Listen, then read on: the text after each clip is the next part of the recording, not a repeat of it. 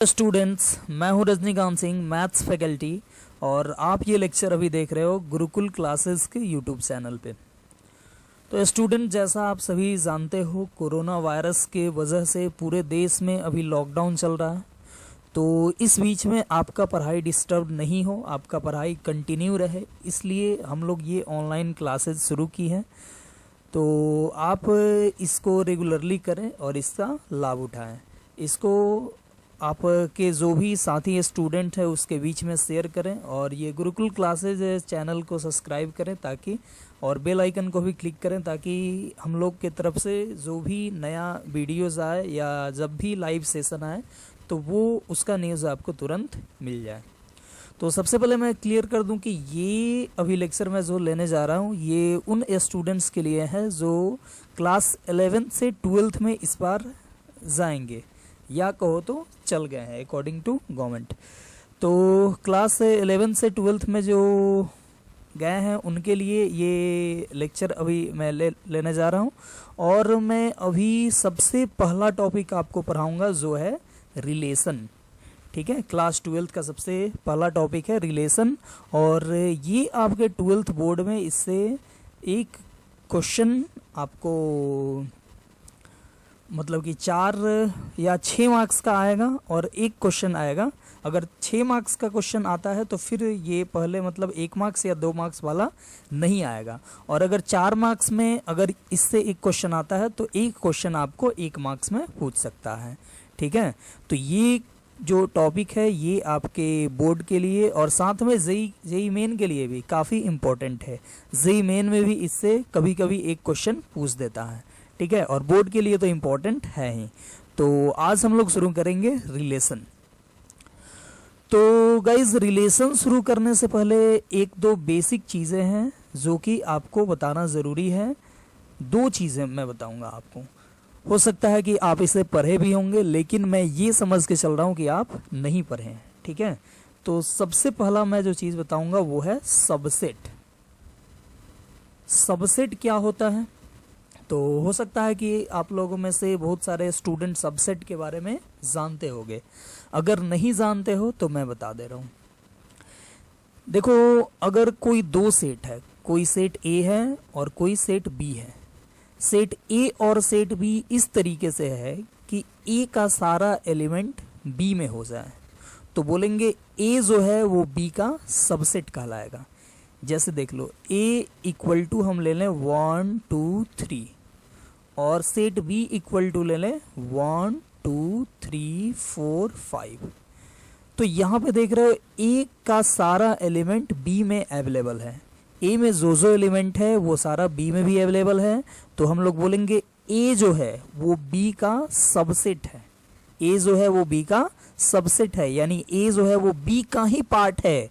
B के कुछ elements को लेकर ए बनाया गया है, यानी ए जो है वो बी का सबसेट है। सबसेट मतलब पार्ट है। ठीक है, और हम लोग इसको डिनोट करते हैं ऐसे, ए सबसेट बी। ठीक है, ए सबसेट बी। अब देखो, एनसीईआरटी जो है वो थोड़ा सा इसको अलग तरीके से डिनोट करता है। एनसीईआरटी इसको डिनोट करता है ए सबसेट बी को ऐसे।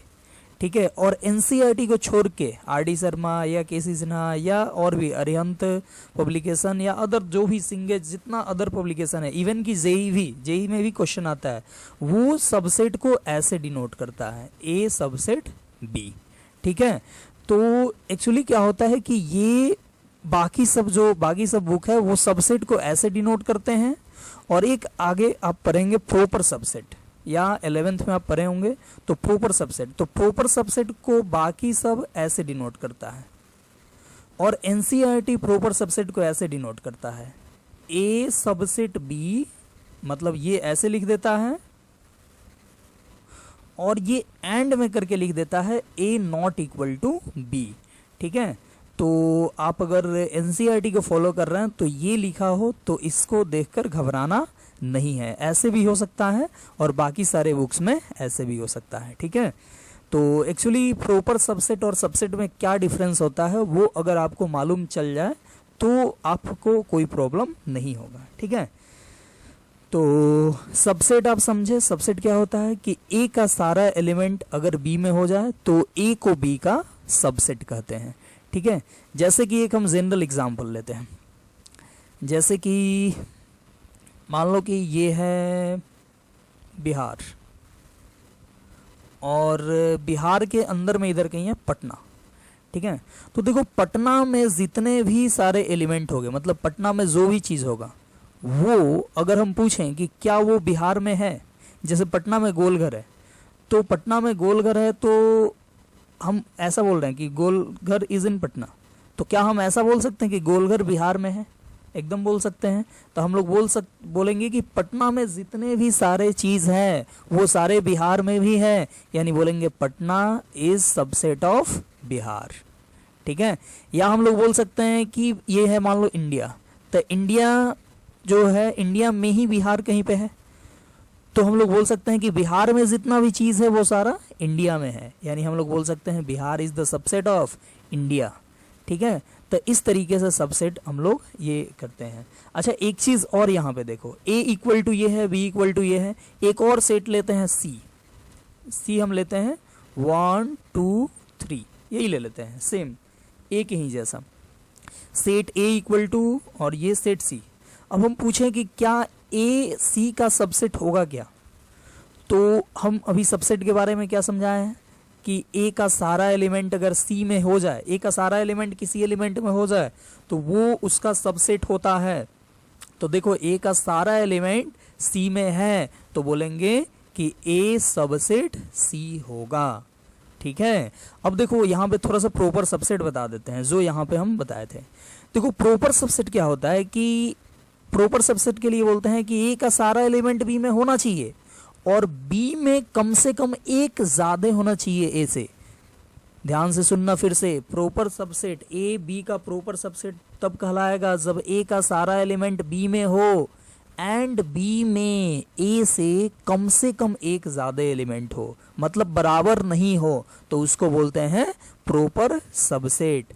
ठीक है, जैसे कि देखो a का सारा एलिमेंट b में है 1 2 3, और देखो कुछ एक्स्ट्रा एलिमेंट भी है, ये 4 5 एलिमेंट है जो कि a में नहीं है, तो बोलेंगे a is proper subset of b। ठीक है, और c के साथ अगर हम देखें तो क्या ये सही होगा, a c का प्रॉपर सबसेट होगा? तो देख लो a का सारा एलिमेंट c में है और c में कोई भी एक्स्ट्रा एलिमेंट नहीं है, तो बोलेंगे a c का प्रॉपर सबसेट नहीं होगा, मतलब a not proper subset of c। ठीक है, a c का प्रॉपर सबसेट नहीं होगा क्योंकि a का सारा एलिमेंट तो c में है लेकिन c में एक भी एक्स्ट्रा एलिमेंट नहीं है, तो बोलेंगे a c का प्रॉपर सबसेट नहीं होगा। ठीक है, तो ये हम ये सब बाकी जो बुक्स है उसको फॉलो कर रहे हैं।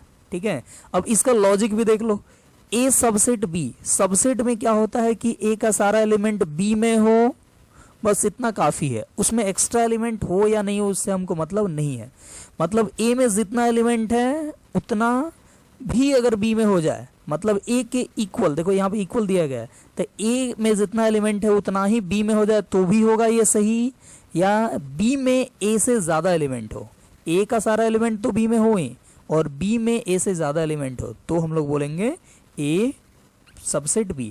और प्रॉपर सबसेट में देखो यहाँ पे इक्वल टू नहीं है, मतलब इक्वल टू नहीं होना चाहिए, उसी को एनसीईआरटी ऐसे लिखता है, सबसेट को ऐसे और प्रॉपर सबसेट को ऐसे। ठीक है, तो आपको दोनों में से अगर एनसीईआरटी से क्वेश्चन बना रहे हैं तो ये फॉलो करना है, और बाकी बुक्स से अगर कहीं पे क्वेश्चन आ रहा है तो ये मिलेगा। ठीक है, तो ये हो गया सबसेट, इसका डिफिनीशन भी लिख लेते हैं, समझ में आ गया होगा आई होप आपको ये। ठीक है, तो क्या बोलेंगे कि if a and b are two sets such that each elements of set A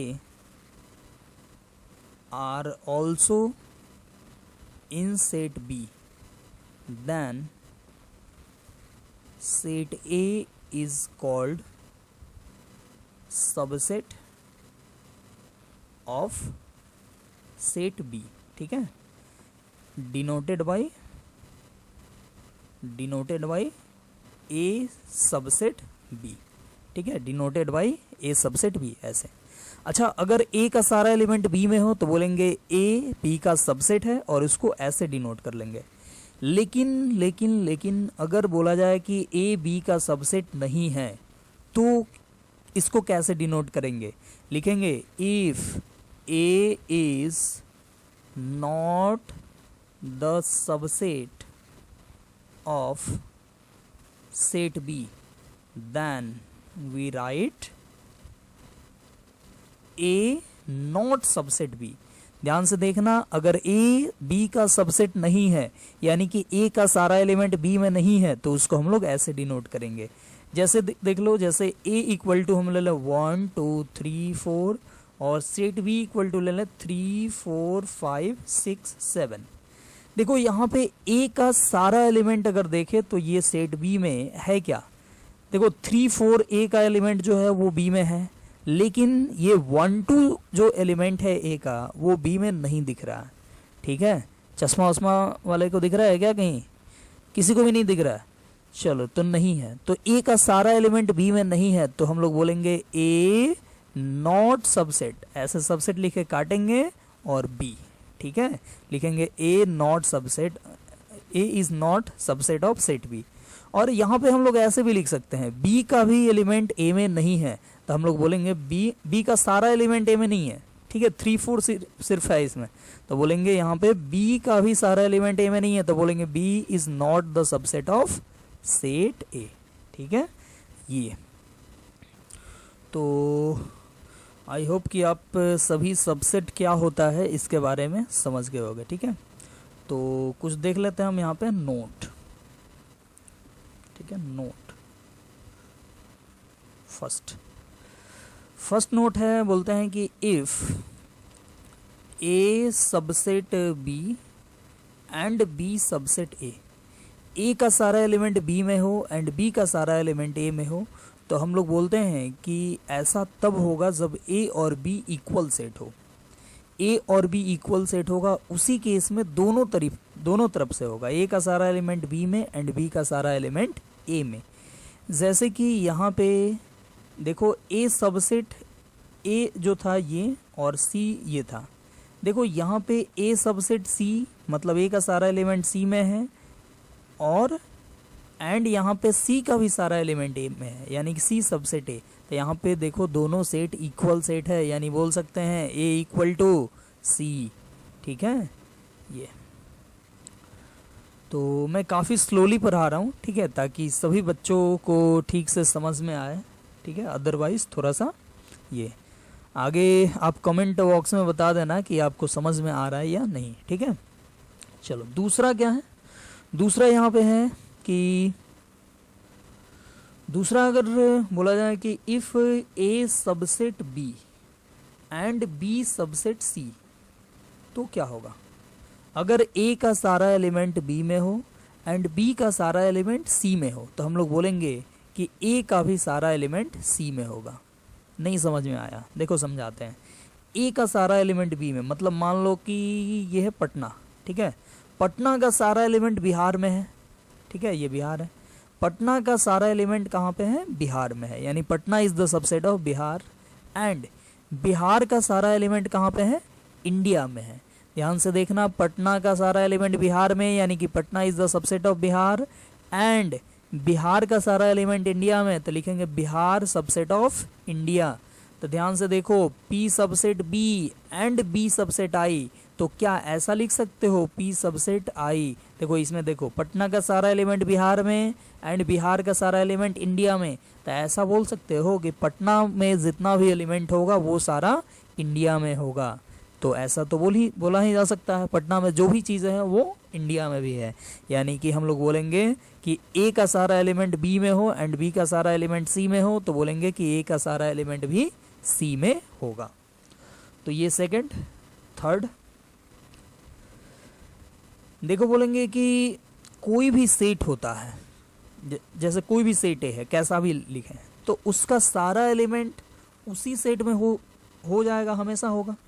जैसे कोई हम सेट लिखें, मान लो कि सेट ए इक्वल टू लिखें 1 2 3, तो क्या ऐसा बोल सकते हो कि ए सबसेट ए, मतलब ए का सारा एलिमेंट ए में है।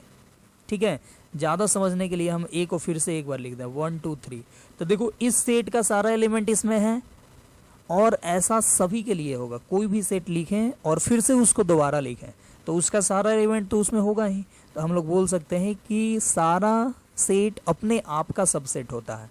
ठीक है, तो ये तीसरा जो है वो हम लोग लिख रहे हैं, every set is the subset of itself. ठीक है, every set is the subset of itself, यानी कि ए सबसेट ए, मतलब कोई भी सेट अपने आप का सबसेट होता है। चौथा नोट, बोलते हैं कि इम्पटी सेट। इम्पटी सेट मतलब वैसा सेट जिसमें एक भी एलिमेंट ना हो। तो ऐसा तो हम लोग बोल ही सकते हैं कि इम्पटी सेट का सारा एलिमेंट सभी सेट में अवेलेबल होता है। ठीक है, तो हम लोग लिखेंगे चौथा नोट कि इम्पटी सेट को ही नल सेट भी बोलते हैं। Empty set is the subset of every set. ठीक है, दैट इज हम लोग लिख सकते हैं फाई सबसेट, कोई सेट एक ए ले ले तो फाई जो होगा इम्पटी सेट होगा, वो किसी भी सेट, कैसा भी हम सेट लें उसका सबसेट हो जाएगा। ठीक है, तो ये हो गया चौथा। पांचवा देखो सबसे इंपॉर्टेंट है। ठीक है, पांचवा नोट जो है वो ये काफ़ी ज़्यादा यूज होगा यहाँ पे। वैसे ये सारे कंसेप्ट यूज हो गए, रिलेशन आप पढ़ोगे तो ये जो है सबसेट का सारा कंसेप्ट रिलेशन में आपको मिलने वाला है। रिलेशन और कार्टेशियन प्रोडक्ट बस इसी में घूमेगा फिरेगा। ठीक है, तो इसलिए ये दो चीज़, पहला चीज़ सबसेट और दूसरा रिलेशन कार्टेशियन प्रोडक्ट हम लोग पहले क्लियर कर रहे हैं। तो ये है, बोलते हैं कि if a set has n elements, किसी सेट में n एलिमेंट हो तो बोलेंगे उसका सबसेट कितना होगा। If a set has n element then number of its subset equal to 2 to the power n। ध्यान से देखना, किसी सेट में n एलिमेंट हो तो उसका नंबर ऑफ सबसेट जो होगा वो होगा 2 to the power n। जैसे मान लो कोई सेट है A, मान लो 1 2 3, इसमें कितना एलिमेंट है, तो इसमें देखो इसमें 3 एलिमेंट है, 1 2 3 3 एलिमेंट है, यानी नंबर ऑफ एलिमेंट इन कितना है 3। तो पूछेंगे अगर number of subset of A कितना होगा, ए का नंबर ऑफ सबसेट कितना होगा, तो बोलोगे 2 to the power 3 यानी कि 8। ठीक है, तो नंबर ऑफ सबसेट ऑफ ए हो जाएगा 8। अब कोई बोलेगा कि ये कौन कौन 8 सबसेट होगा वो बताइए, तो वो अगर हमको लिखना हो सबसेट तो हम लोग लिखेंगे सबसेट्स आर। कौन कौन होगा सबसेट, तो सबसेट सबसे पहले होगा, बताए हैं फाई सभी सेट का सबसेट होता है। ठीक है, फिर हम लोग एक एक को लेकर सेट बनाएंगे। जैसे हम लिए एक एलिमेंट 1 और उसका एक सेट बना दिए, तो देखो ये सेट का सारा एलिमेंट इस सेट में है, यानी बोलेंगे ये सेट ए का सबसेट होगा। ठीक है, फिर हम लोग ये सेकंड 2 को लेकर एक सेट बनाए, 3 को लेकर सेट बनाए, तो ये एक एक एलिमेंट से ये 3 सेट बना, ये तीनों सबसेट होगा। फिर और बन सकता है 2 को लेकर, तो 2 को लेकर एक बार 1 2 बनाऊं, 1 2, फिर 1 3, और फिर आप बोलो 2 3। क्लास में कैसे बोलते हो वैसे ही बोलो। और फिर अब कैसे बनेगा, तो 3 एलिमेंट का, यानी 1 2 3, बोलो 1 2 3। अब काउंट्स करो, देखो 1 2 3 4 5 6 7 8, देखो बोले था ना 8, और ये 8 सबसेट आ गया। ठीक है, तो किसी सेट में अगर n एलिमेंट हो तो इसका नंबर ऑफ सबसेट कितना होगा 2 to the power, क्या बोले थे, n एलिमेंट हो तो 2 to the power n होगा। ठीक है, तो ये अब जैसे कोई एक हम सेट लें, मान लो B, सेट B लेते हैं, इसमें एलिमेंट लिए 1 2 3 4।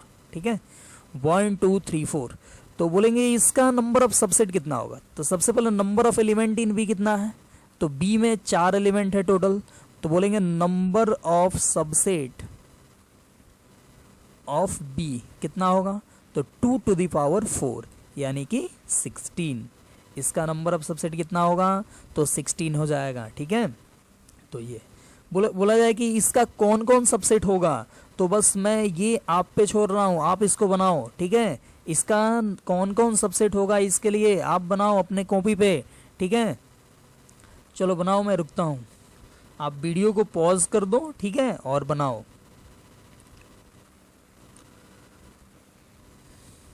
चलिए, तो आप बना चुके हैं, अब मैं बनाता हूँ, आप मिलाना। ठीक है, कौन कौन इसका क्या, इसका सबसेट क्या क्या होगा। ठीक है, तो लिख रहे हैं सबसेट्स आर क्या क्या होगा, तो सबसे पहला होगा 5, फिर क्या होगा, तो 1, फिर 2, फिर 3 और फिर 4। फिर दो दो का लेते हैं तो आएगा 1 2 1 3 1 4। ठीक है, अच्छा एक चीज, 1 2 ले लिए तो 2 1 नहीं लेना, फिर तो वही हो जाएगा। ठीक है, तो 1 2 ले लिए तो दोबारा 2 1 नहीं लेना है, ये बात का ध्यान, इस बात को ध्यान में रखो। फिर 1 के साथ सबका ले लिए, अब लो 2 के साथ सबका 2 3 और 2 4। फिर 3 के साथ तो 3 4। ठीक है, फिर अब दो दो का अब नहीं बनेगा, अब 3 3 का बनाओ। 3 3 का पहला बना 1 2 3 1 2 3। फिर क्या बनेगा, तो 1 2 4। फिर क्या बनेगा 1 3 4 1 3 4। फिर क्या बनेगा 2 3 4 2 3 4।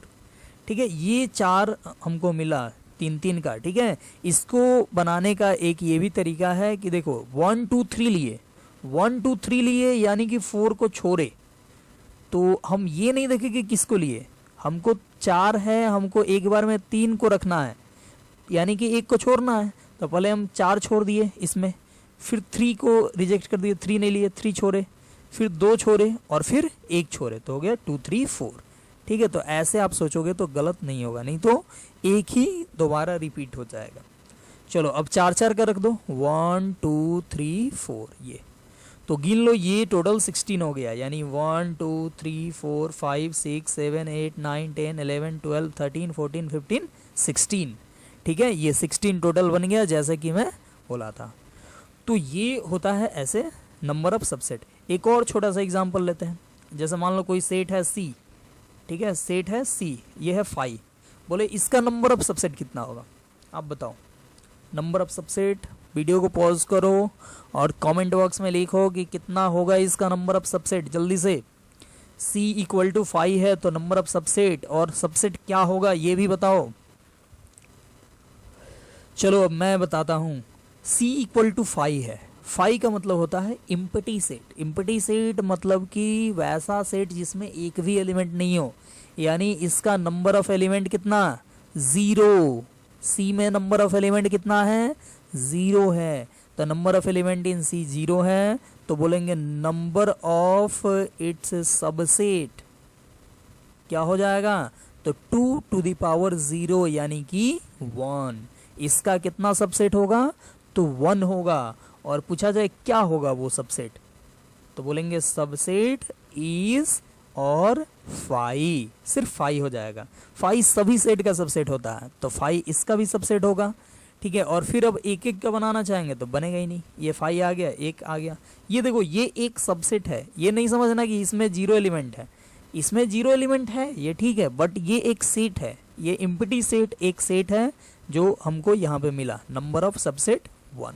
ठीक है, तो आई होप आपको पूरा ये सबसेट क्लियर हो गया होगा। तो ये ज़रूरी था रिलेशन शुरू करने के लिए। ठीक है, तो मैं आगे बढ़ता हूँ, आप बताना कि आपको ये क्लियर हुआ कि नहीं सबसेट। नेक्स्ट हम लोग देखेंगे कार्टेशियन प्रोडक्ट।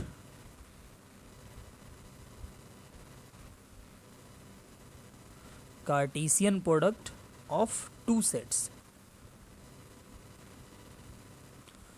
2 सेट का कार्टेशियन प्रोडक्ट क्या होगा। ठीक है, तो सबसे पहले इसको डिफाइन करते हैं, उसके बाद हम लोग उसके बाद समझाएंगे मैं, ठीक है। तो लिखेंगे Cartesian product of two sets A and B is denoted by ऐसे A क्रॉस B। देखो हम ये इसलिए लिखे क्योंकि इसमें ऑर्डर का इंपॉर्टेंस रहता है। जैसे हम बोले Cartesian product of two set A and B, पहले A बोला जाए बाद में B, तो A क्रॉस B लिखना है और ये कुछ अलग होगा।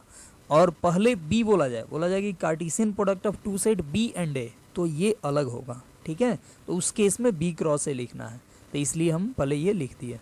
तो क्या बोले, Cartesian product of two sets A and B is denoted by A cross B and is the set of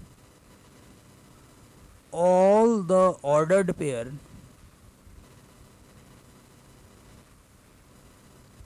AB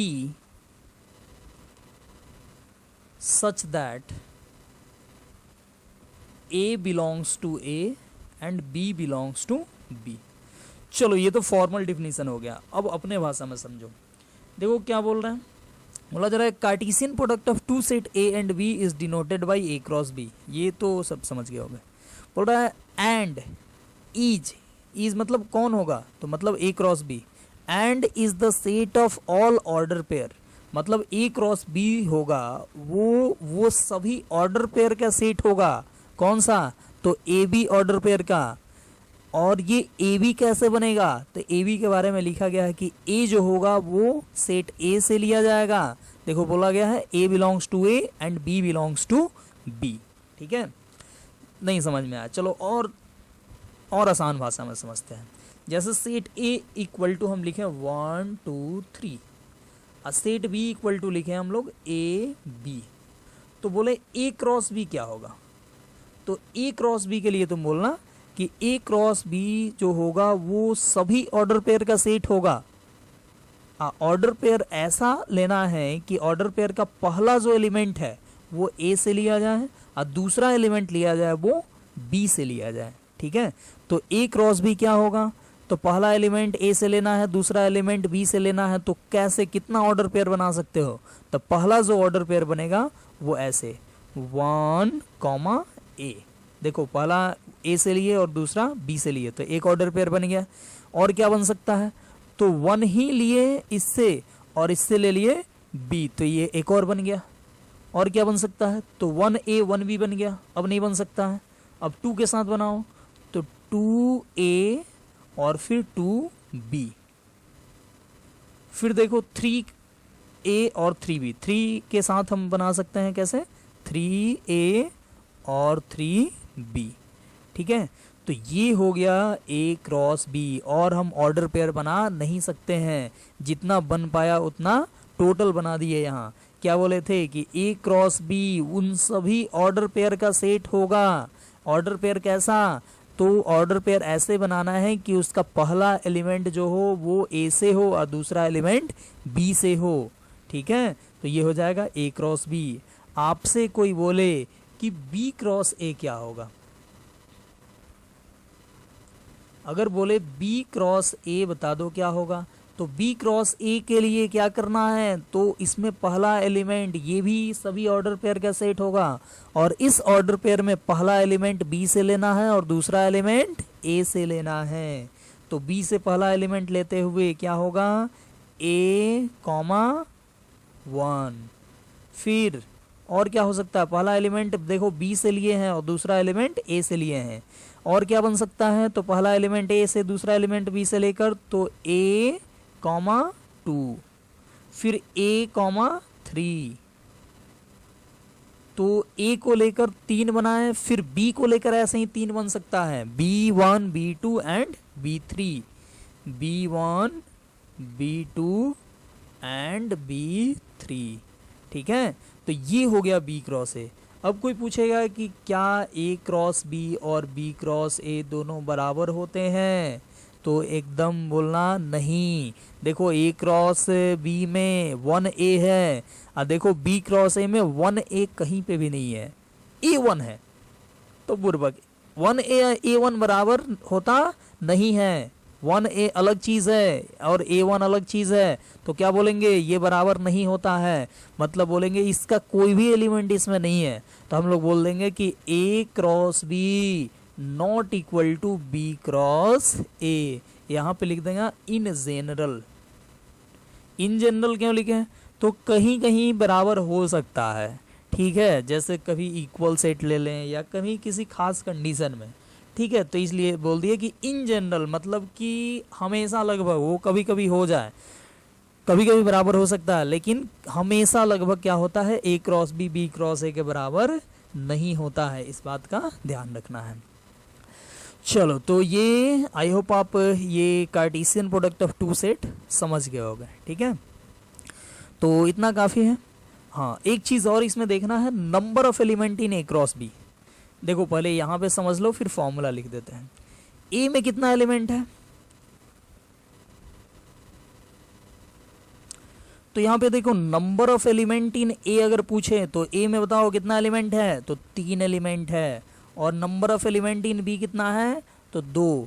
तो अगर हम बोले number of element in A cross B कितना होगा, ए क्रॉस बी जो है उसमें कितना एलिमेंट आया, तो देखो ऐसे सोचो, एक के लिए 2 बना, मतलब 1 को लेकर 2 बना, 1A 1B, देख रहे हो यहाँ पे 1A 1B। फिर 1 को लेकर 2 बन रहा है, तो 2 को लेकर 4 बनेगा, 3 को लेकर 6 बनेगा। यानी ये सिंपल ऐसे, 1 को लेकर 2 बन रहा है तो इसमें 3 एलिमेंट है, तो 3 इंटू 2 हो जाएगा, यानी कि हो जाता है 3 इंटू 2। तो बोलते हैं यहाँ पे नोट में लिख देते हैं, क्या लिखेंगे कि if number of element in A equal to हो P and number of element in B equal to हो Q। ए में P एलिमेंट है, B में Q एलिमेंट है, तो बोला जाए कि number of element in A cross B कितना होगा, तो P इंटू Q। या number of element in B cross A बोला जाए तो ये भी होगा P इंटू Q, ठीक है, ये दोनों ही सेम आएगा। तो ये हो गया कार्टेशियन प्रोडक्ट। तो ये था बेसिक रिलेशन पढ़ने के लिए, ठीक है। तो ये हम लोग क्लियर कर चुके हैं और अब हम लोग पढ़ने जा रहे हैं रिलेशन। तो रिलेशन हेडिंग दे दिए हैं, ठीक है। तो जो जो देख रहे हो पूरा करवट बदल लो, थोड़ा रिलैक्स हो जाओ, ठीक है। अब हम लोग शुरू करने जा रहे हैं रिलेशन। अभी तक चल रहा था क्या, बेसिक, और अब हम लोग शुरू करने जा रहे हैं रिलेशन। चलो, तो ये होता क्या है, इसको डिफाइन करते हैं। पहले इसका बोरिंग वाला डिफिनीशन लिख लेते हैं ताकि आप भी अपने कॉपी में लिख लो, उसके बाद हम आसान भाषा में समझाएंगे, ठीक है। लिख लेते हैं, बोलते हैं if A and B are two non empty sets and sorry and नहीं, then लिखो। if A and B are two non-empty sets, then any subsets of A cross B, देखो यहाँ पे कार्टेशियन प्रोडक्ट यूज आ गया, ठीक है, और subset का भी यूज आ गया। तो बोलते हैं if A and B are two non empty sets then any subset of A cross B is called relation from set A to set B. तो चलो, ये तो हो गया डिफिनीशन, ठीक है। एक बार पढ़ लेते हैं, नहीं तो बुरा मान जाएगा। If A and B are two non empty set, non empty set मतलब कि ये खाली खाली नहीं होना चाहिए, कुछ ना कुछ होना चाहिए। A and B are two non empty set मतलब ए और बी नॉन एम्प्टी सेट है, तो any subset of A cross B, A cross B लिखेंगे और उसका कोई भी एक सबसेट ले लेंगे, मतलब उसमें का कोई भी कितना भी पार्ट ले लेंगे, तो उसको बोल देंगे relation from set A to set B. अब ये पार्ट किसी रूल से लिया जाता है, लेकिन ज़रूरी नहीं है, आप कोई भी पार्ट लोगे तो उसको ए से बी में रिलेशन बोलेंगे ही, ठीक है। ये सब मैं क्या बोल रहा हूँ आपको शायद कुछ नहीं पता चल रहा है, तो देखो समझते हैं एग्जाम्पल से। जैसे कोई सेट ए है 1 2 3 और सेट बी मान लो है क्या, कुछ भी ए बी ले लो, ए और बी, ठीक है। सेट ए है 1 2 3 एंड सेट बी है क्या, ए कॉमा बी। तो अगर हम बोलें कि ए क्रॉस बी क्या होगा, तो ए क्रॉस बी हो जाएगा, अभी हम लिखे हैं 1A, फिर से लिख देते हैं 1B, 1 के साथ अब नहीं होगा, ये जो चल रहा है ये 11th का भी पार्ट चल रहा है, रिलेशन जो है वो 11th और 12th दोनों में है, ठीक है। तो 11th का भी पार्ट हम लोग पढ़ रहे हैं, 11th का बस थोड़ा सा है, आज बस क्लियर हो जाएगा, उसके बाद अगले क्लास में हम लोग जो पढ़ेंगे वो 12th का पार्ट होगा, ठीक है। तो 11th में हो सकता है कि कुछ स्टूडेंट पढ़े भी होंगे, तो मैं छोड़ा नहीं इसको, क्योंकि हो सकता है कि कुछ स्टूडेंट या मैक्सिमम लगभग स्टूडेंट भूल ही गए होंगे, ठीक है, तो इसलिए मैं इसको कवर कर दे रहा हूँ। तो चलिए आगे कंटिन्यू करते हैं। 1A 1B, फिर क्या होगा 2A 2B, फिर क्या होगा 3A 3B, 3A 3B। ध्यान दो, फिर से बोला जा रहा है कि ए सेट है, ये बी सेट है, ये ए क्रॉस बी है, तो बोल रहे हैं कि any subset of A cross B is called relation from A to B. मतलब ए से बी में कोई भी सबसेट ले लें तो उसको ए से बी में रिलेशन बोलेंगे। ए क्रॉस बी का कोई भी सबसेट ले लो तो उसको बोलेंगे रिलेशन। कोई भी सबसेट लेना मतलब कोई कुछ एलिमेंट्स को लेकर एक सेट बना देना। जैसे मान लो हम ले लिए ऐसे 1A और 1B, ये ए क्रॉस बी है, इसमें से हम दो एलिमेंट उठाए और इसका एक सेट बना दिए, तो ये क्या कहलाएगा, ए क्रॉस बी का सबसेट। ये जो सेट है वो ए क्रॉस बी का सबसेट है, क्योंकि इसका सारा एलिमेंट इसमें है, तो इसको क्या बोल देंगे, यही बोला जाएगा रिलेशन। ये क्या बोला जाएगा, relation from A to B, ठीक है। आर यही एक हो जाएगा। अब कितना होगा, बहुत सारा रिलेशन हो सकता है, जो कोई भी ले लो आप, ये एक ले लो, कोई भी ले लो, 1A ले लो, 2A ले लो, ये ए है, 2A ले लो, और कुछ ले लो, 2B ले लो, 3A ले लो, चलो। तो ये देखो, ये हम कहाँ से लिए हैं, तो ए क्रॉस बी से लिए हैं। मतलब ए क्रॉस बी से 4 एलिमेंट लेकर एक सेट बना दिए, तो ये कहलाएगा relation from A to B, ठीक है। यही बोले हैं ना, ए से बी में ए क्रॉस बी का कोई भी सबसेट ए से बी में रिलेशन कहलाएगा। तो ये भी एक रिलेशन है ए से बी में, ये भी एक रिलेशन है ए से बी में, ठीक है। तो ये सब होता है रिलेशन। अब जैसे कोई बोलेगा सबसेट ही लेना है, तो 5 ही तो इसका एक सबसेट होता है, तो बोलेंगे एकदम होता है, 5 ही लोगे तो भी वो एक रिलेशन कहलाएगा ए से बी में। आगे चल के बताएंगे, इसको बोलते हैं इम्पटी रिलेशन। क्या बोलते हैं, इम्पटी रिलेशन, खाली खाली रिलेशन, ठीक है, या वायर्ड रिलेशन, वायर्ड रिलेशन, ठीक है, या नल रिलेशन भी बोलते हैं इसको, ठीक है। तो ये 5 मतलब ए का कोई भी एलिमेंट किसी से भी रिलेटेड नहीं है। इसमें क्या है, ये देखो, ये एक रिलेशन है, ठीक है। ये रिलेशन में 1 रिलेटेड है ए से और 1 रिलेटेड है फिर बी से, बाकी कोई किसी से रिलेटेड नहीं है। ये जो है इसमें 1 ए से रिलेटेड है, 2 ए से है, 2 बी से है और 3 ए से है, ठीक है। और इस रिलेशन में क्या है, तो सबको एक दूसरे से झगड़ा है, यानी कोई किसी से भी रिलेटेड नहीं है, ठीक है। और बोलोगे कि आर एक और ले लें, इसको ऐसे लिख देते हैं R1 R2 R3 R4, ठीक है। कोई बोलेगा कि इसका सबसेट ही जब लेना है तो क्या हम पूरा ले सकते हैं, तो एकदम ले सकते हैं, पूरा भी लिया जा सकता है, यानी कि 1A 1B 2A 2B 3A 3B, ठीक है। तो ये भी एक रिलेशन होगा ए से बी में, क्योंकि ये ए क्रॉस बी का सबसेट है, ठीक है। तो ये भी एक रिलेशन होगा ए से बी में, और आगे चल के पता चलेगा। इसको बोलते हैं यूनिवर्सल रिलेशन। इसको क्या बोलते हैं, यूनिवर्सल रिलेशन, ठीक है। इसको बोलते हैं यूनिवर्सल रिलेशन। मतलब यूनिवर्सल रिलेशन में क्या होता है कि ए का सारा एलिमेंट बी के सभी एलिमेंट से जुड़ा होता है। ठीक है, इम्पैटी रिलेशन में क्या था कि ए का कोई भी एलिमेंट बी के किसी भी एलिमेंट से जुड़ा नहीं होता है, और यूनिवर्सल रिलेशन में ए का सारा एलिमेंट बी के सभी एलिमेंट से जुड़ा होता है। ठीक है, तो आई होप आप ये रिलेशन समझ गए होंगे। अब देखो, ये तो एग्जाम्पल जो लिए वो डिफिनीसन समझने के लिए था, तो आई होप आप ये डिफिनीसन समझ गए होंगे। डिफिनीसन क्या था कि ए है सेट और बी है सेट, तो ए क्रॉस बी लेना है, और ए क्रॉस बी का कोई भी एक सबसेट उठा के रख दो तो ये हो जाएगा ए से बी में रिलेशन।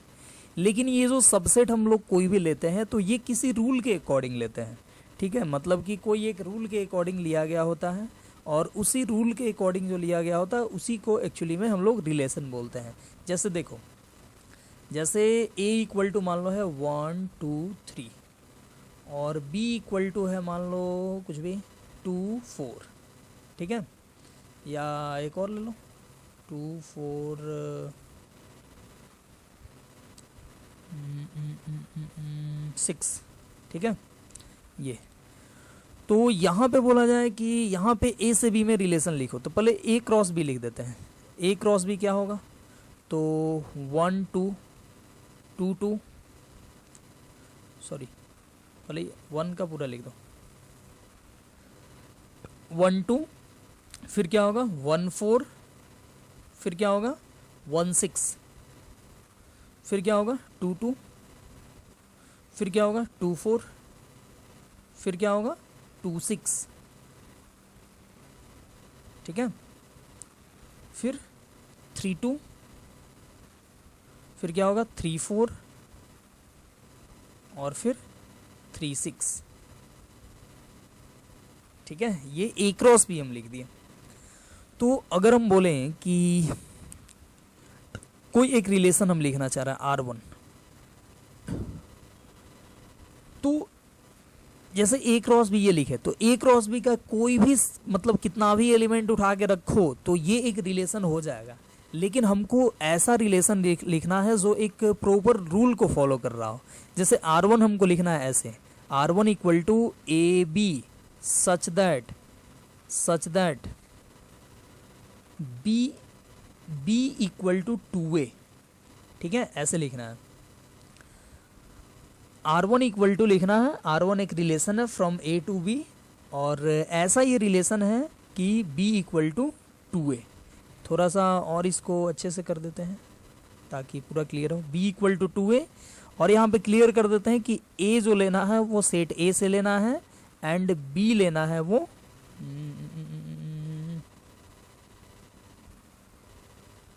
B लेना है वो कहाँ से लेना है, सेट B से लेना है। ठीक है, या ये भी बोल सकता था लैंग्वेज में क्वेश्चन दे तो R1 रिलेशन है A से B, तो जैसे ही बोल दे A से B तो पहला एलिमेंट A से लेना है, दूसरा एलिमेंट B से लेना है।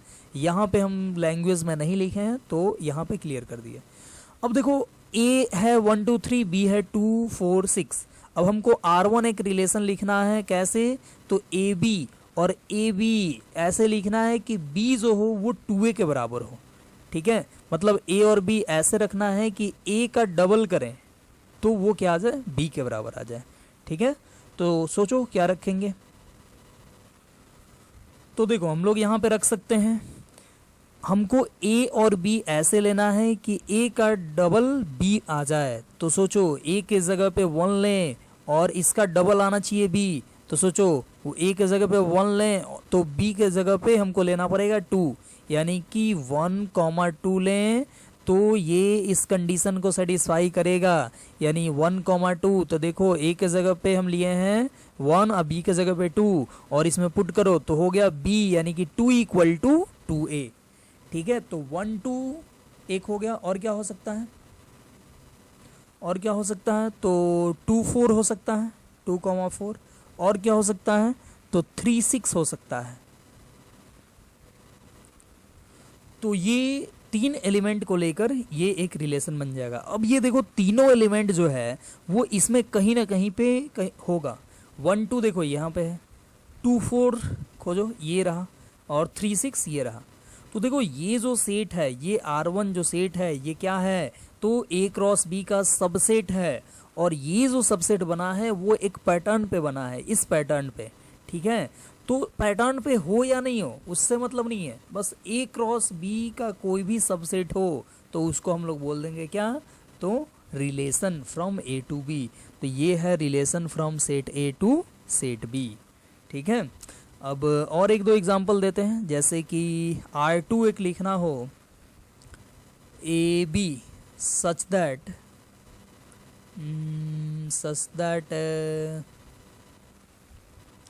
A equal to B minus one, A belongs to A and B belongs to B. ठीक है, A equal to B minus one होना चाहिए, हमको ए बी ऐसे सिलेक्ट करना है कि ए इक्वल टू क्या होना चाहिए, तो बी माइनस वन होना चाहिए। तो सोचो R2 क्या होगा, तो R2 हो जाएगा ए के जगह पे ऐसा रखना है कि वो बी से एक कम हो। तो जैसे हम रखें 1 और 2, तो देखो यहाँ पे ए का वैल्यू 1 और बी का वैल्यू 2 रखने पे ये सेटिस्फाई कर जा रहा है, तो 1 2 हो जाएगा। और क्या हो जाएगा, तो 2 है तो 2 अगर रखें तो बी में अगर 3 होता तो सेटिस्फाई कर पाता, 2 इक्वल टू 3 माइनस 1, लेकिन यहाँ पे 3 नहीं है तो 2 के साथ कोई भी नहीं बनेगा, कोई भी रिलेटेड नहीं होगा 2 से। फिर 3 के साथ कौन रिलेटेड हो सकता है, तो 4 हो सकता है, क्योंकि 3 रखें यहाँ पे और 4 रखें यहाँ पे तो इक्वल आ जाएगा। तो यहाँ पे रखेंगे 3, 4, तो 3 4 से रिलेटेड होगा एंड 1 2 से रिलेटेड होगा, बस इसमें 2 ही एलिमेंट होगा और कोई एलिमेंट नहीं होगा। तो देखिए यहाँ पे ये जो दोनों एलिमेंट है, ये दोनों एलिमेंट ए क्रॉस बी में कहीं ना कहीं पे होगा। देखो 1 2 है यहाँ पे और 3 4 देखो ये रहा, तो ये क्या है, तो ए क्रॉस बी का सबसेट है और ये एक प्रॉपर रूल के अकॉर्डिंग लिखा गया है। ठीक है, तो ये कहलाएगा relation from A to B. ठीक है, तो रिलेशन क्या होता है वो आप समझ गए। चलो एक दो और एग्जाम्पल ले लेते हैं। मान लो इसी में हम लिखें R3 एक ए बी और such that A plus B is even. ठीक है, A belongs to A and B belongs to B. A plus B even होना चाहिए, क्या क्या रखोगे कि ए प्लस बी इवन आ जाए, तो देखो R3 equal to A plus B even आना चाहिए। तो 1 में 1 के साथ कौन कौन रिलेटेड होगा, तो 1 में ऐड करना है उस सब को जिससे कि इवन आ जाए। तो 1 में यहाँ पे देखो किसी को भी ऐड करने से इवन नहीं आएगा, तो 1 किसी से भी रिलेटेड नहीं होगा। फिर 2 किससे रिलेटेड हो सकता है, तो 2 तीनों से रिलेटेड होगा, यानी हो जाएगा 2 2, फिर 2 4 एंड 2 6, 2 4 एंड 2 6। चलो 3 अब किससे होगा, तो 3 में भी किसी को भी ऐड करने से इवन आने वाला नहीं है, तो हम लोग बोलेंगे क्या कि 3 किसी से भी अब रिलेटेड नहीं होगा। तो ये बस इतना ही हो गया R3। इसी तरीके से और पूछे A, B such that A plus B is odd, तो क्या रखेंगे, तो A के जगह पे ऐसा और B के जगह पे ऐसा रखना है कि दोनों का सम क्या आ जाए, ऑड आ जाए। तो 1 2 रख सकते थे, 1 4 रख सकते थे एंड 1 6। फिर 2 को किसी के साथ ऐड करने से ऑड नहीं आएगा, तो हम लोग 2 को किसी से भी रिलेट नहीं कराएंगे। फिर 3 सभी से रिलेट होगा। ठीक है, तो इस तरीके से आप कोई भी रूल दिया हो उसके अकॉर्डिंग आप रिलेशन लिख सकते हो। ठीक है, तो ये हो गया रिलेशन। अब देखो, अब यहाँ पे देखेंगे हम लोग number of relation. Number of relation from A to B, A से बी में नंबर ऑफ रिलेशन कितना होगा। तो इसके लिए हमको डिफिनीशन के पास जाना होगा। डिफिनीशन क्या बोल रहा था कि रिलेशन जो होता है वो ए क्रॉस बी का सबसेट होता है। ठीक है, रिलेशन होता है ए क्रॉस बी का सबसेट होता है। तो मान लो कि ए इक्वल टू सेट एक हम लें जिसमें मान लो 1 2 3 3 एलिमेंट हो, बी एक सेट लें जिसमें मान लो 2 एलिमेंट ले लेते हैं ए बी। तो यहाँ पे लिख देते हैं number of element in A कितना है 3 और number of element in B equal to है 2। ठीक है, तो अगर हम बोलें कि ए क्रॉस बी जो होगा उसमें कितना एलिमेंट होगा, ठीक है, ये लिखेंगे नहीं, सीधे लिखते हैं number of element in A cross B कितना होगा, तो तुम लिखोगे 3 मल्टीप्लाइड बाई 2। अभी हम लोग ये सीखे हैं, ठीक है। 6 ये होगा, लेकिन हम लोग 3 इंटू 2 ही अभी यूज़ करें तो ज़्यादा बेटर होगा। चलो, तो number of element in A हो गया 3, number of element in B हो गया 2, तो ए क्रॉस बी में 6 एलिमेंट हुआ, इसमें कोई दिक्कत नहीं। अब हमको क्या चाहिए, तो number of relation from A to B. Number of relation from A to B चाहिए, तो number of relation from A to B चाहिए, तो रिलेशन होता क्या है, तो ए से बी में सबसेट हो, ए क्रॉस बी का सबसेट होता है। तो बोला जा रहा है कि number of relation from A to B क्या होगा, तो हम लोग यहाँ पे लिखेंगे number of subset of A cross B. पूछ रहा है number of relation from A to B, तो हम लोग लिखेंगे number of subset of A cross B, क्योंकि ए क्रॉस बी का जितना सबसेट होगा उतना ही नंबर ऑफ रिलेशन होगा। जैसे एग्जांपल देखो, यहाँ पे ए इक्वल टू था ये, बी इक्वल टू ये, ए क्रॉस बी इतना लिखे। अब इसमें से कोई भी उठा के रखो, कोई भी एक सबसेट बनाओ और रखो, वो रिलेशन हो जाएगा। तो पूछा जाएगा कि कितना रिलेशन होगा, तो हम ये देखेंगे कि कितना सबसेट इसका बना सकते हैं। तो कितना सबसेट बना सकते हैं, तो इसमें एलिमेंट है 1 2 3 4 5 6, तो 6 एलिमेंट है, तो इसका सबसेट 2 का पावर 6 होगा। हो गया। तो यहाँ पे लिखो number of relation from A to B equal to क्या होगा, तो number of subset of A cross B. अब देखो ए क्रॉस बी में कितना एलिमेंट है, तो 6 एलिमेंट है, यानी 3 इंटू 2 एलिमेंट है, तो इसका नंबर ऑफ सबसेट होगा 2 का पावर 3 इंटू 2, यानी 2 का पावर 6। और 2 का पावर 6 क्या हो जाएगा, तो 64। यानी ए से बी में टोटल 64 रिलेशन पॉसिबल हो सकता है। ठीक है, ए से बी में कितना रिलेशन पॉसिबल हो सकता है, 64। तो ये याद रखना है। अब इसी को हम लोग एज ए फॉर्मूला लिख देते हैं, इस पे क्वेश्चन आ सकता है ऑब्जेक्टिव में या छोटा छोटा, ठीक है, या नहीं भी आएगा तो याद तो रखना ही है ये बात। चलो बोलेंगे if number of element in A equal to हो, मान लो P, number of element in B equal to हो क्यू, तो बोला जाए number of element in A cross B कितना, तो पी इंटू क्यू, और number of relation from A to B, ये कितना होगा, ए से बी में नंबर ऑफ रिलेशन कितना होगा, तो 2 का पावर पी इंटू क्यू। ठीक है, ये हो जाएगा ए से बी में नंबर ऑफ रिलेशन। जैसे एक छोटा सा एग्जांपल देते हैं, ए इक्वल टू मान लो है 1 2 3 4 5, और बी इक्वल टू है 3 7 9 12। तो बोला जाए कि नंबर ऑफ रिलेशन कितना होगा ए से बी में, नंबर ऑफ रिलेशन काफ़ी आसान, फ्रॉम ए टू बी बताओ कितना होगा, तो 2 का power p into p into Q. p कितना है, तो number of element in A, number of element in A को p बोले थे, तो काउंट करो यहाँ पे कितना है, तो 1 2 3 4 5। Number of element in B कितना है, तो 4। तो number of relation from A to B कितना होगा, तो 2 का पावर p इंटू क्यू, यानी 2 का पावर 5 इंटू 4, यानी 2 का पावर 20। कैलकुलेट नहीं करना, इतना ही रहने दो, कैलकुलेट करोगे तो थक जाओगे। ठीक है, तो ये हो गया number of relation from set A to set B. ठीक है, लिख लो इसको। नेक्स्ट हम लोग देखते हैं domain, range and codomain of relation. कोई रिलेशन है, उसका डोमेन क्या होगा, रेंज क्या होगा, और कोडोमेन क्या होगा। ठीक है, तो जैसे रिलेशन हम लोग लिखे थे, तो रिलेशन लिखे थे तो उसमें ब्रैकेट ऑर्डर पेयर आया था। ठीक है, तो ऑर्डर पेयर का जो फर्स्ट कंपोनेंट होगा उसका सेट जो होगा उसी को बोलेंगे डोमेन। ठीक है, तो बोलते हैं set of first component of all the order pair in relation,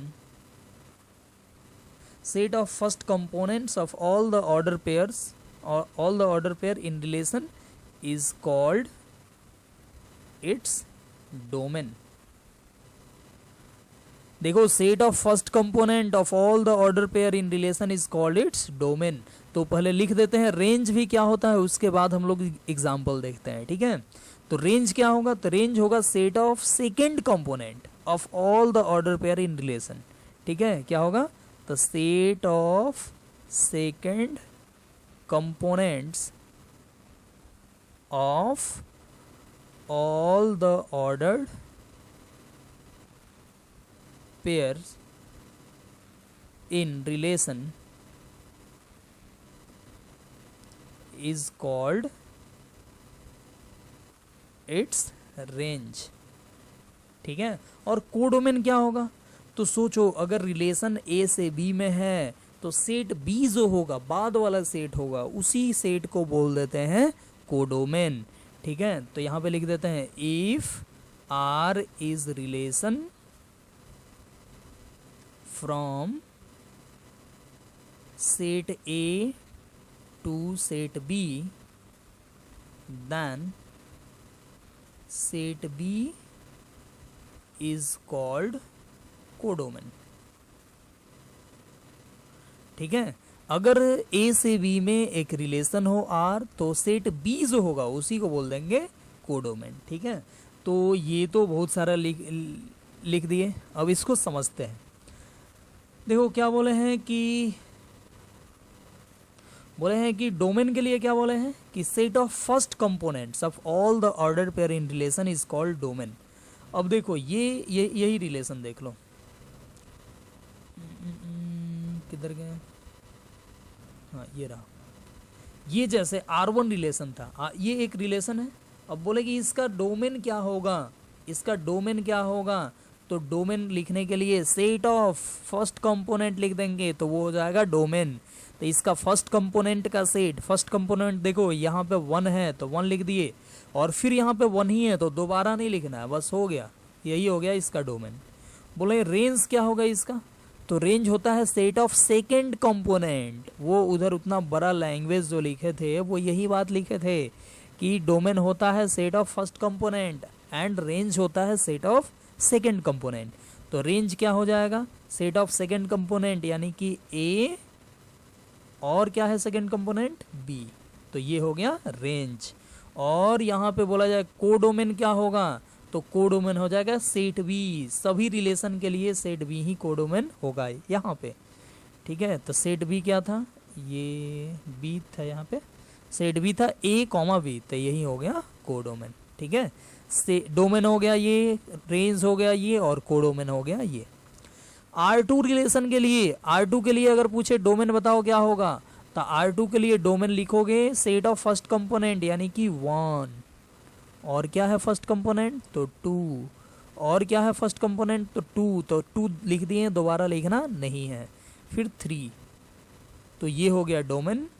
फिर रेंज इसका क्या होगा, तो रेंज इसका हो जाएगा ए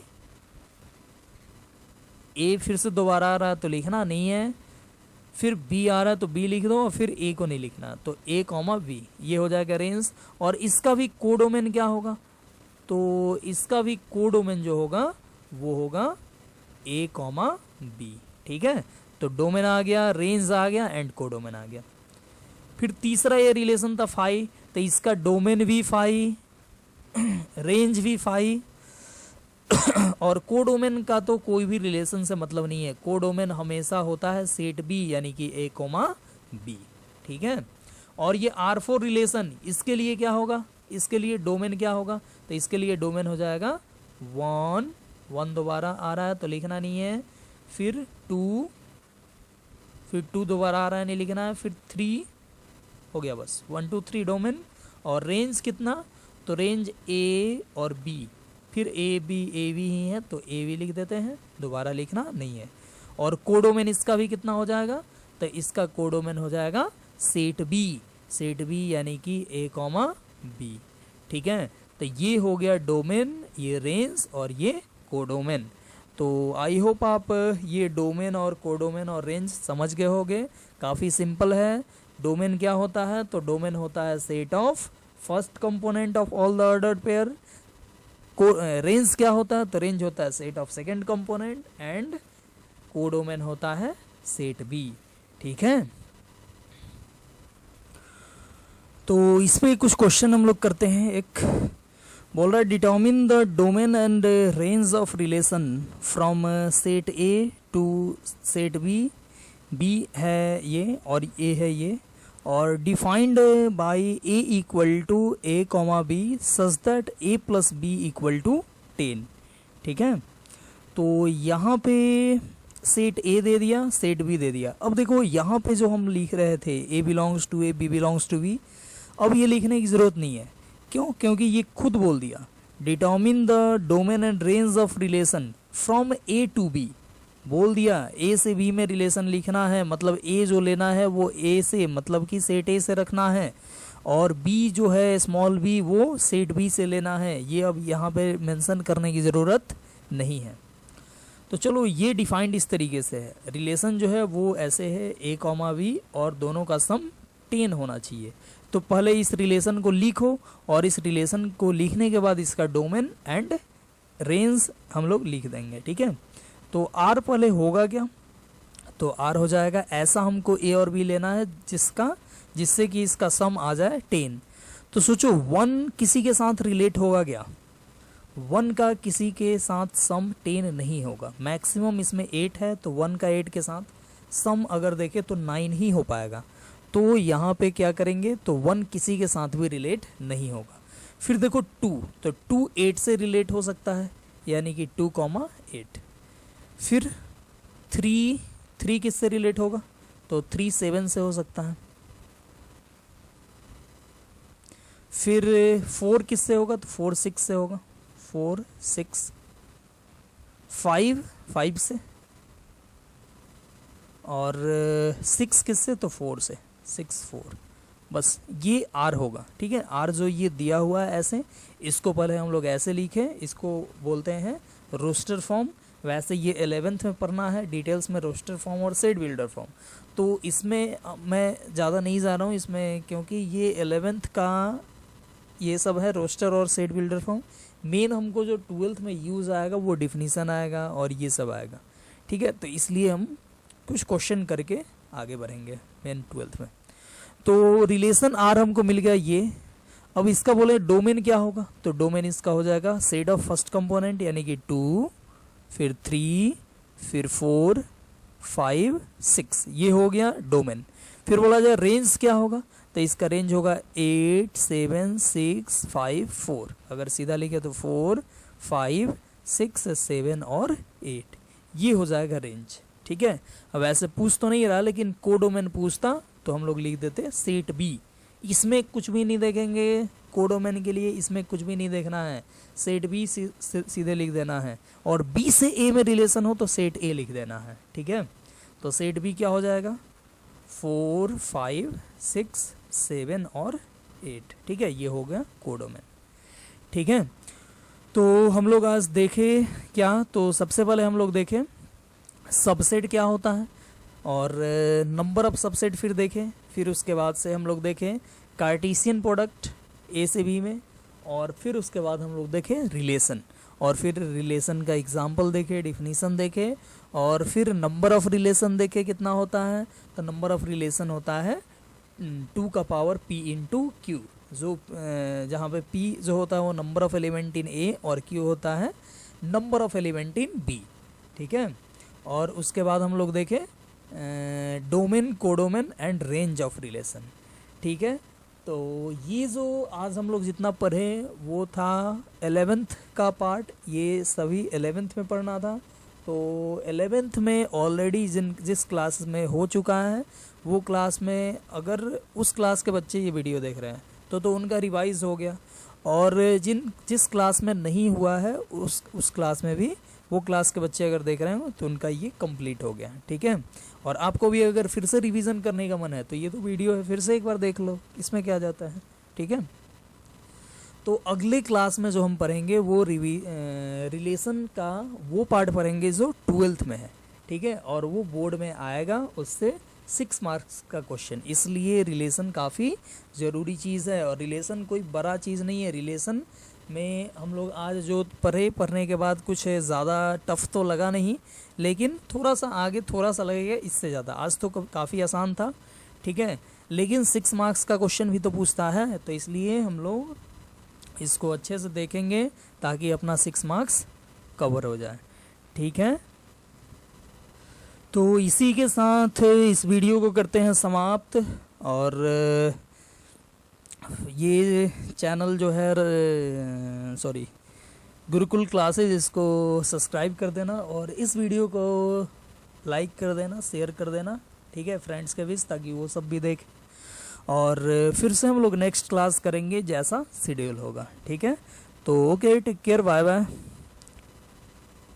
हाँ, और घर में ही रहे, ठीक है, घर में ही रहे। कोरोना वायरस जो है इससे बचना है, इसको हराना है घर में रख के, ठीक है। तो ठीक है, bye bye, best of luck, God bless you.